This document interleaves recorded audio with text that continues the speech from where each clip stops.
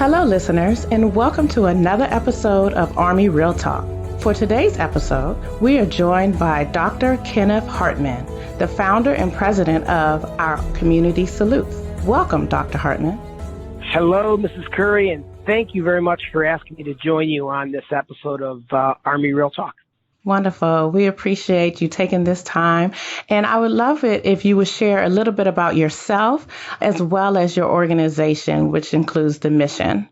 Well, first of all, I'm an old Armored Cav officer who got elected to my school board in 2009, which is where and when I discovered that we were doing nothing in our school district to recognize and honor the small number of our high school seniors who plan to enlist in the military immediately after high school, or their moms and dads, many of whom were literally going underground because they were tired of defending their son or daughter's decision to serve our nation.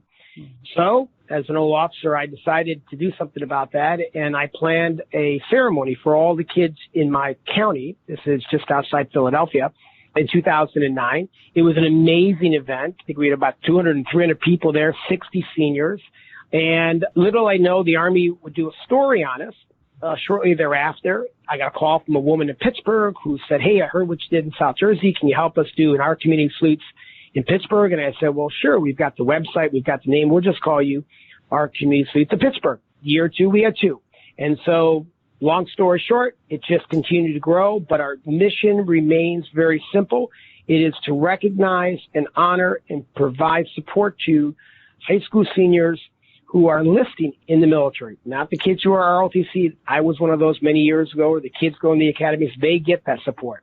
It's just for these kids, the 150 kids who every year say at age 18 that I'm going to be in the watchtower for the next 3 or 4 years so my classmates can have the freedom to do what they want to do. And that's our mission. Excellent and great explanation. So the organization has been around for about 10 years. Will you discuss the different areas and locations that you currently operate? I know things have grown over the course of 10 years. Actually, 12 years, but who's counting, right? Very nice. Over the past 12, this is actually our 12th year. And over the past 12 years, we have conducted over 400 OCS ceremonies across the country. We've honored over 50,000 military-bound high school seniors with over 250,000 people attending these ceremonies, either on site or online. And we average about 350 people per ceremony, typically a third of them the kids and their parents, a third being veterans and active duty personnel, and about a third of them being community leaders and supporters. So, in fact, some of our ceremonies are actually conducted or supported by AUSA chapters, including Delaware and the new one we're working on in Atlanta. This year, we hope to have over 40 ceremonies across the country this spring. Excellent. And I thank you for your organization's support to AUSA. And so the organization is definitely engaged with all branches, but supports the Army mission and recognize special moments in our young soldiers' lives and career. Please share a few goals that you have set for the organization. Thanks very much. Yeah, in fact, last year, Army Recruiting Commander, what's typically called USRAC, singled out OCS in their operation plan to support it. And why? Because the Army has found that nearly 100% of the seniors who attend our ceremonies, in fact, get on the bus.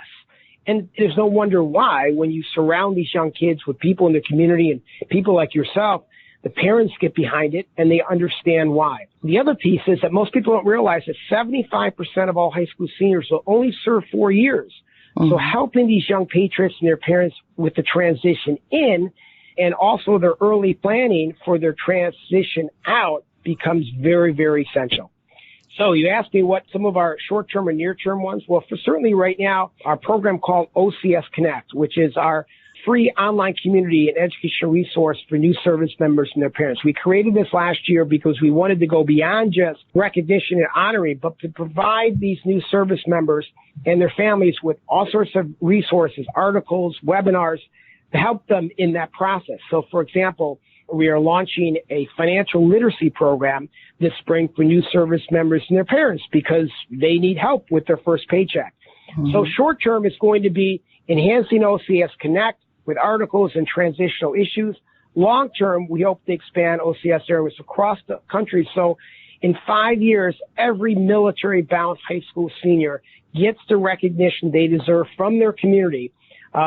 and they are then going off and able to launch their careers with enthusiasm and serve our country with distinction. Excellent. That's great to hear. So our community salute has a lot going on.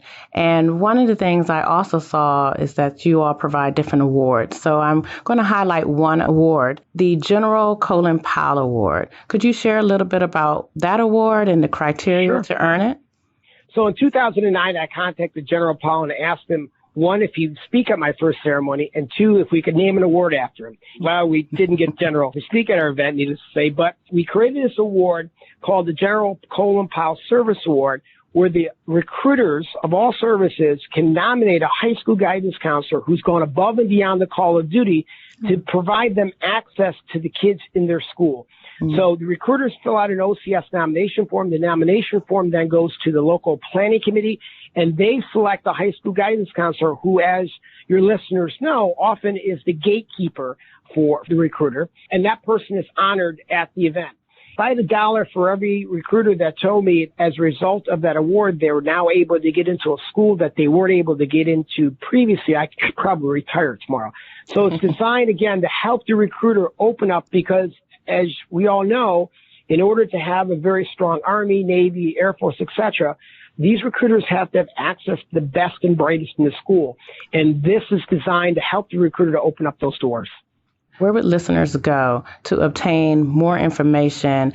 Maybe they just want to learn more about the organization, or they might want to get involved. How do they do that? Well, given the fact that we are an all-volunteer organization, we certainly welcome any individual or organization that wants to be involved with our ceremonies. It's real simple. All you need to go is to our website at ocsusa.org. That's just ocsusa.org. There's a form on there where they can fill out to get more involved. They can ask questions. It's real simple. And again, we do not turn down volunteers. We need as many people as we can. Very good. So you shared a bit before we started recording that you went to Pittsburgh, and I think you had a story to share. Could you share a little bit about your travels and experiences? I did. So again, as I mentioned, we've been doing this now for 12 years, and I think that I've seen it all. And sometimes you wonder, even though we have lots of statistics and lots of people showing that the impact I have, nothing drove it home more to me than a phone call I just got the other night. And it was late at night. I didn't really want to pick up the phone, but I saw the OCS line ring and I picked it up, and the gentleman was on the line, said, "Hello, my name is so-and-so. I'm calling you from Pittsburgh." And I said, "Yes, sir." And he said, "In 2012, you honored my grandson at your ceremony there." And I said, "Yes, sir." And he said, at that ceremony, there was a photographer who took lots of pictures, and he took a picture of me and my grandson. And I said, "Yes, sir." And he said, "Well, just before my grandson enlisted in the Air Force and went off, he gave me that photograph in 2012. I said, "Yes, sir." He said, "Well, 3 weeks ago, my grandson was killed in action, and I can't find that photograph. Do you have any way in which I can get that photograph back?" Now, unfortunately, we have not had a ceremony in Pittsburgh since 2012. We went dark there because the volunteer went away. But I was able to contact the volunteer, and she believes she still has that picture on one of her computers, and we're going to be able to get that to the man. My point is that sometimes you think that you're having a short-term impact, but here, all these years later, the grandfather didn't remember what he ate that evening, but he remembered that night and the uniqueness that the grandson in that picture.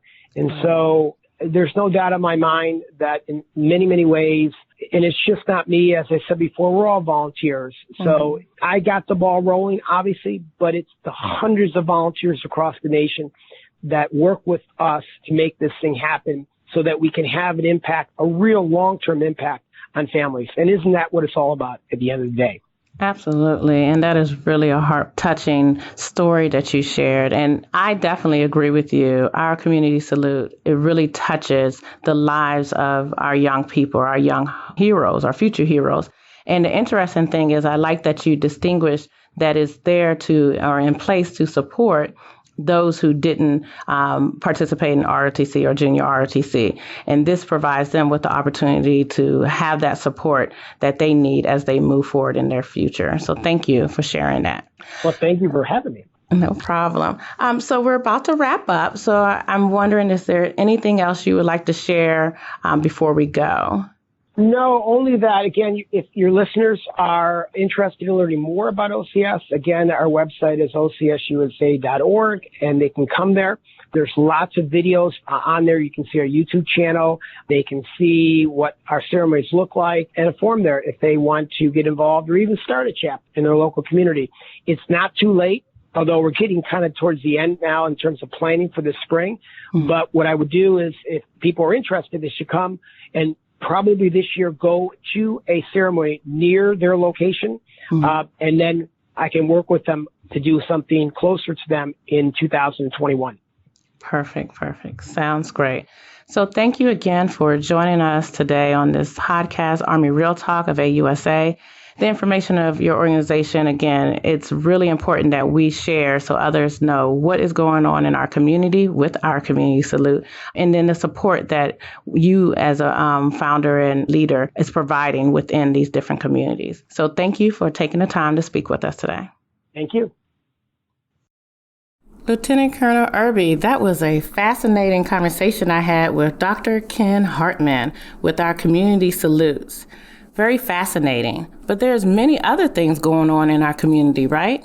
Exactly. For example, the Military Basketball Association, who are partnering with AUSA's Colorado chapter, discussed their ongoing efforts to empower and promote resiliency in the military community. We are excited to announce that the NBA will be hosting its finals the second week of May of this year at the U.S. Olympic Training Center in Colorado Springs. 24 basketball teams qualified and will compete to determine the best installation in the military basketball area for men and women. The NBA has turned this 3-year event into an excellent opportunity for members of the local business community to interact and support active duty military members from all services around the world as they volunteer and meet the Colorado Springs community. The NBA opening ceremony will take place on 8 May, where they will hold a slam dunk and 3-point contest. Basketball games will take place all day on the 9th of May. On May 10th, it will culminate in a tournament with men and women championship games. Admission is free for all these events and open to the public. They will also have a vendor exhibit and door prizes for each day. Also on Saturday, in the evening, NBA will host a Hall of Fame induction ceremony where they will induct NBA coaches into the Hall of Fame and will have guest speakers. Hall of Famer and former NBA player Rick Barry will be in attendance. And on Sunday, May 10th, there will be a meet and greet and Q&A session with Rick Barry after the conclusion of the championship game. Both of these events will be special invitations only. This 3-day tournament will bring over 400 players, coaches, family members from all around the world, and they will have the opportunity to experience and enjoy what Colorado Springs has to offer. The NBA expresses their pleasure to work with the local community and local businesses to help create a successful event. They emphasize that they have had a wonderful group of local volunteers to work with who have been so generous in volunteering their time in the planning, coordination, and execution for this event. And without them, they could not make this happen. They feel very blessed to have the full support from the city and its community members. The Military Basketball Association was founded 2018 by Major Mike Myers, U.S. Army active, First Sergeant Angel Acevedo, retired, and Staff Sergeant Jason LaFasciano, retired, to promote the efforts of volunteer basketball coaches and players working in resiliency against post-traumatic stress injuries and veteran suicide prevention. Good information. Hopefully some of our listeners will be able to attend and check out the NBA. They can also go to Facebook and follow them to get more information. To all our listeners, thanks for joining us. Be sure to subscribe to the Army Matters podcast on iTunes and everywhere podcasts are found. Join us next Monday with a brand new episode of Army Matters with Family Voices. The Army Matters podcast series is brought to you by the Association of the United States Army, the U.S. Army's professional association, member-supported, Army-connected. Visit us at ausa.org for more information or to become a member. Your membership helps AUSA continue to carry out its mission to educate, inform, and connect with the total Army, our industry partners, and our supporters of a strong national defense. For questions or to provide topic recommendations, email us at podcast@ausa.org. Have a great Army Day. Hua.